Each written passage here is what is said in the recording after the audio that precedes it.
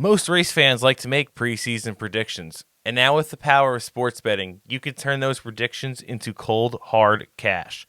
Today I'm going to look at some of the over-under win totals for drivers going into 2025. The odds today are presented by DraftKings and Caesar Sportsbooks. And before we get into the odds, make sure you subscribe to the DCAP for more NASCAR content throughout the season. And without further ado, let's get into the odds. All right, we got to start with Kyle Busch. First winless season in his Cup Series career in 2024. The books have him as the over-under for 1.5 wins. Now, in the next-gen era, going back to 2022, Kyle Busch has 1 win in 2022, 3 wins in 2023, and then obviously, as aforementioned, 0 wins last season. When you look at those 3 wins in 2023, he had a strong win in Auto Club, no longer on the schedule, had a win off of a leader's wreck on the last lap at Talladega, and then a win at Gateway on a overtime finish. So, and then last year, it really didn't seem like Kyle Busch was much of a factor. I don't think there was any scenario where you could say Kyle Busch should have won 2 races last year. And RCR really didn't show me anything that would lead me to say Kyle Busch is going to win 2 races this year. But let's look at the odds. The over on Caesar Sportsbook is plus 120. And then the under, the better odds are minus 140 on DraftKings. It's actually funny. So with each driver, I picked all the drivers that are both listed on Caesar's Sportsbook and DraftKings. And the better odds for the over-under were different for each driver. So, for example, like Kyle Busch, the over was actually better odds on Caesars, and the under was better on DraftKings. But for other drivers, you'll see later, DraftKings has the better odds on the over, and the Caesar Sportsbook is better on the under. So it is important to shop the books to get the best odds when you are making these bets. I would definitely, just make sure you're going to the different ones to get the best odds when you're placing these bets. So, Kyle Busch, my prediction, I'm going under. I think he might win a race. I just don't see him winning 2 or more. But hey, he's Kyle Busch. He could have a bounce back season in a big way. And honestly, it would be good for the sport if he does. But right now, I'm leaning the under. So under minus 140, I am taking that. I'm gonna run with that, and it's a hit until he wins 2 races. Now, on to Kyle Larson. Kyle Larson, his over-under is the highest on this list, and his over-under win total is 5.5. And this has a lot to do with what he did last year. He had 6 wins last year, so the over would have cashed. But in the 2 seasons prior in the next-gen car, he had 4 wins in 2023 and 3 wins in 2022, meaning the under would have hit. Now, looking at the odds, the over 5.5 wins is plus 100, better odds on DraftKings. And then the under is minus 115 on Caesars. It's actually a tough debate here. I mean, if any driver is going to win 6 or more races, it's going to be Kyle Larson. He won 10 races in 2021. That was the Gen 6 car. That's not the next-gen car.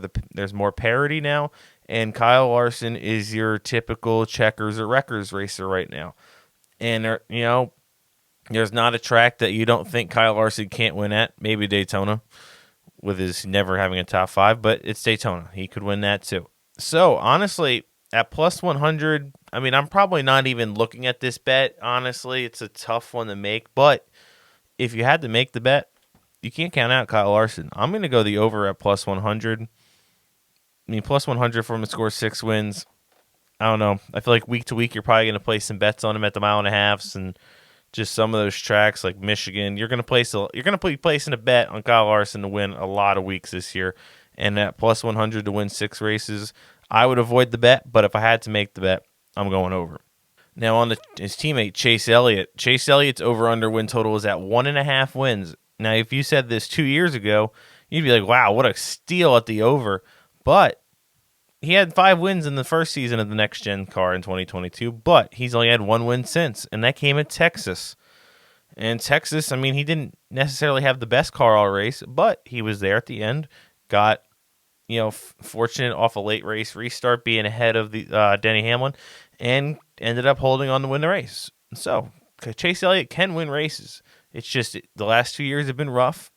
Had the accident, the snowboarding accident in 2023. That kind of set him back, and he hasn't really been the same since. He's been one of the most consistent drivers, if not the most consistent driver in the sport, but he's not getting the car into victory lane. So the over right now is minus 135 on DraftKings. Your under is sitting at plus 120 on Caesars. If you feel like Chase Elliott's going to have another consistent season but not put it into victory lane, the under at plus 120, that's pretty good odds. But I just find it hard to believe Chase Elliott's going to go 3 years in a row without getting into victory lane multiple times. Listen, he's still one of the best on the road courses, even though he hasn't won there since 2022.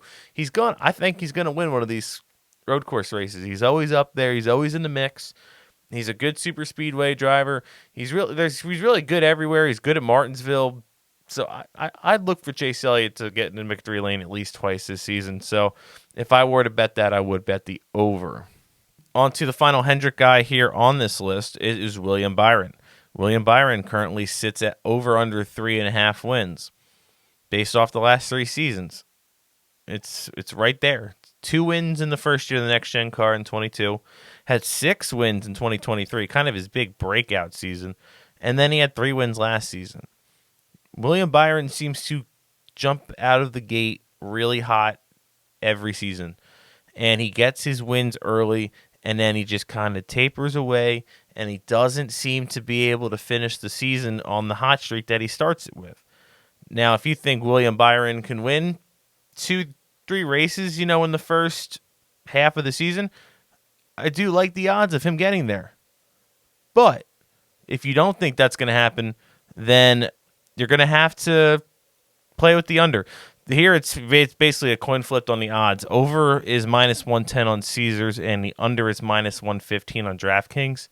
So, honestly, if it's really a decision here, the odds aren't great. I would kind of avoid this bet, honestly. But if I had to guess, I'm going to go William Byron on the over. I think he's going to have a good, strong start again, and I think he's going to get a win or two in the summer do what he hasn't done the past couple of years. Now, on to Michael McDowell. New team, the 71 car for Spire. His over-under is set at half a win. And he has 1 win in the next-gen car. It was at the Indianapolis Road Course in 2023.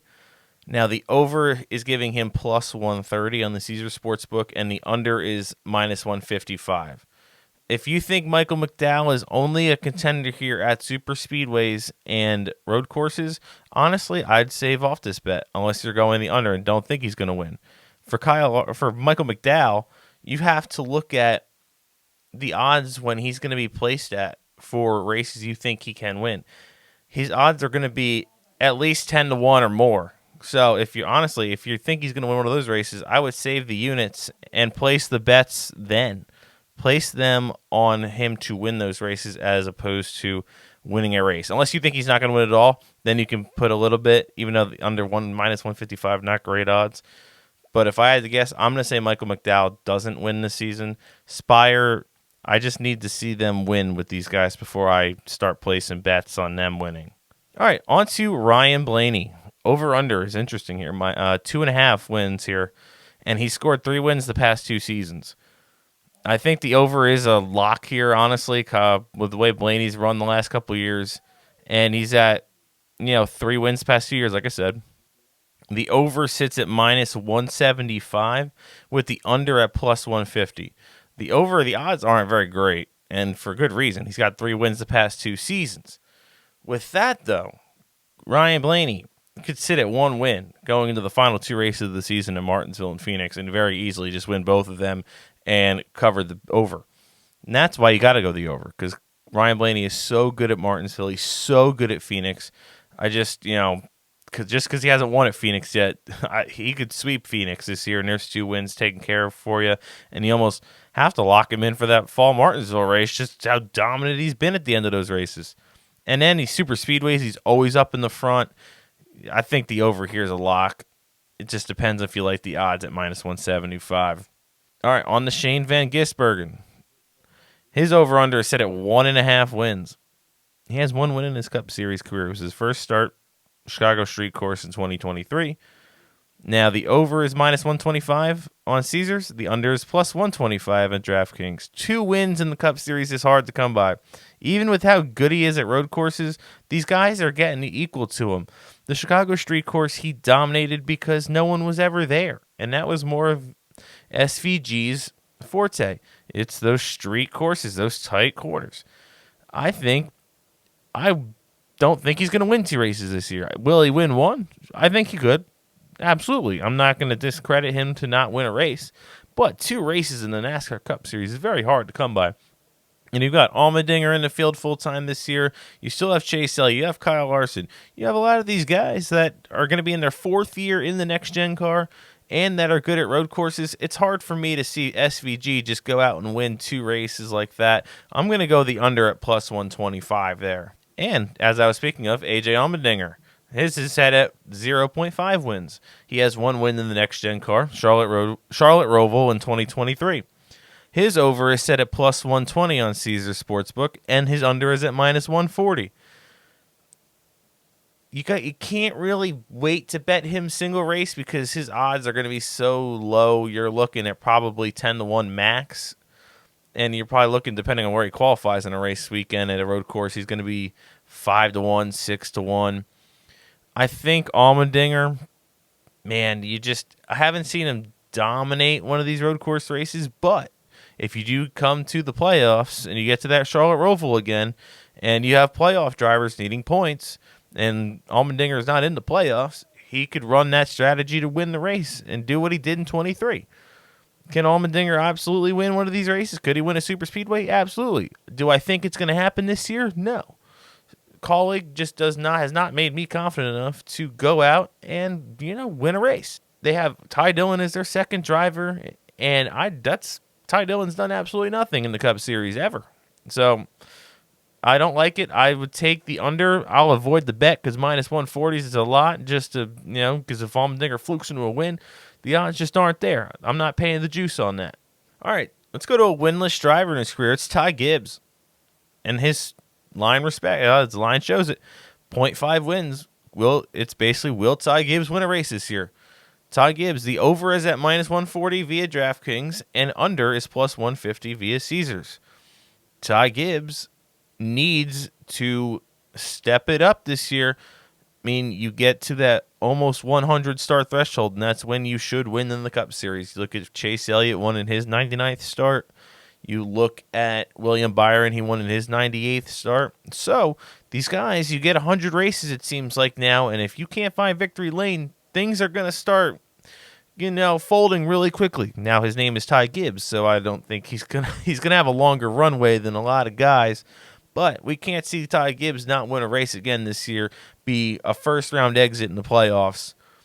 So I think Ty Gibbs will break through and get that win. He's got a new crew chief this year. No more Chris Gale. I'm going to talk about Chris Gale a little bit later. And Ty Gibbs, I think he's going to win a race this year. He had chances to win last year, especially in the first half of the season. He was really strong, but he kind of tapered off at the end of the season, just kind of like William Byron did. But William Byron did get those wins and made the championship 4. So, Ty Gibbs, if I had to bet it, I'd bet the over. Minus 140 is not great odds, so I'm probably not going to place the bet. But if I were to pick, I would say Ty Gibbs gets a win in 2025. On to Tyler Reddick. Tyler Reddick over-under set at 3.5 wins. In the next-gen car, in 2022 for RCR, he had 3 wins. And then in 23-11, he's gotten 2 wins in 2023, and then 3 wins in 2024. The over Tyler Reddick to win 4 races, it's at plus 140. The under sits at minus 165. So the books think he's going to go under. But with the way Reddick has performed, and I think it's only going to get stronger the way 23-11 keeps progressing, as long as the lawsuit stays out of the way of the performance of the team, I think this is going to hit the over. Tyler Reddick's got the raw speed. And then with less competition, really, from the Toyota, he's honestly might be the top Toyota this season, him and Christopher Bell. And Reddick, I could see winning 4 races. So I'm going to lean the over. That's probably the first one that it's like, ooh, a little iffy. But I'm going to go over at plus 140 on Caesars Sportsbook. All right, let's talk about his team owner, Denny Hamlin. Over-under is also at 3.5 wins. This is my lock of the video. The lock is under. You're hitting the under here. I know the odds are minus 150 on DraftKings, but Denny Hamlin in the next-gen car has not won 4 races in a season. He won 2 in 2022, and he's won 3 each of the past 2 seasons. And in 19 full-time seasons for Denny Hamlin, he's only hit the over on that 4 times. He did it in 2020, 2019, 2012, and 2010. And now, with new crew chief Chris Gale, who has had very limited success in the Cup Series with drivers like Eric Jones and Ty Gibbs, I don't know. Denny Hamlin, I just don't like it. Denny Hamlin had a crew chief, and this isn't the crew chief he really picked, and he hasn't really said anything that he's standing by Chris Gale. He stood by Chris Gabehart and said he was going to retire with him. Obviously not the case. He also said the same thing about Mike Wheeler. And Mike Wheeler, from 2016 to 2018, they just didn't have the performance. Now, with Chris Gale, who hasn't proven anything yet, I'm going the under here. Denny Hamlin might not even win a race this year. That'd be one of my bold takes of the season. Denny Hamlin might go winless this year for the second time in his career. But the over is plus 130. No way I'm betting that for 4 wins from Hamlin this year. So give me the under all day, every day, lock of the century. Denny Hamlin under 3.5 wins. On to Christopher Bell. He's probably going to be the lead dog at Joe Gibbs Racing this year. He's really taken off these past 3 years, really, since the next-gen car, making the championship for twice. Arguably should have made it this past season. His over-under is also at 3.5. He's scored 3 wins in 22, 2 wins in 23, and 3 wins in 24. The over is minus 110, and the under is plus 105. The minus 110 on DraftKings, the under plus 105 on Caesars. Christopher Bell has the speed. He probably should have won a lot more races last year. I mean, Vegas comes to mind right away. He had that race locked down until Joey Logano stretched the fuel. And Christopher Bell has the speed. Adam Stevens, a great crew chief. That team is just, when they're on, they're on. They were one of the most consistent teams. But unlike Chase Elliott, when I talked about consistency, it seems like Christopher Bell just has more of that raw speed to, go win a race, not really just run in the top 5, top 10. So give me Christopher Bell to hit the over on this at minus 110. And the final driver I want to talk about is Carson Hocevar, also another Spire driver. Driver the number 77, coming off a really impressive rookie season. He didn't win, but he showed a lot of speed for that team. That team that ran pretty much dead last all of 2023 with Ty Dillon behind the wheel. Carson Hocevar took that car, ran inside the top 10 a lot, and he really got Corey LaJoie kicked out of his ride because he outperformed him that much. Hocevar, over-under, is half a win. He needs to win a race. That's what they're saying. The over is at plus 180. And the under, the 180 is on Caesars, and he's at the under minus 175 via DraftKings. Hocevar, he's going to have speed. He's just got to hone in his racecraft. He just can't go out there and do nonsense. He still had those nonsensical moments last year with the intentional wrecking, the right hooking. It's just he's got to gather himself. He's not proven anything by running people over. It's a bad look. And if he keeps it up, no one's going to let him win a race. So, with that being said, you know what? I'll sprinkle a little bit on Hocevar to win a race. He's got the speed. And, you get the right caution. You get the right restart at the end of a race. It could fall his way. At plus 180, those are pretty good odds. So I would sprinkle a unit on that if you feel good about it. Minus 175 to not win, just too much juice to put in to try to win anything. So I think I'm going to go Carson Hocevar to win a race this season. And honestly, it could end up being more wins for Hocevar than Denny Hamlin this year. But time will only tell on that one. But anyways, thank you guys for watching this video. Hopefully I helped you out making some of these bets, and hopefully you guys come out with some money by the end of the season. And like I said before, please subscribe to the Decap here. Give this video a like. Leave a comment on what bets you think I missed on. Drivers I didn't even mention. There are drivers I didn't mention. So and maybe we'll make another video on that if you guys want me to. But anyways, please, I hope you guys enjoyed the video, and I will see you next time on the decap.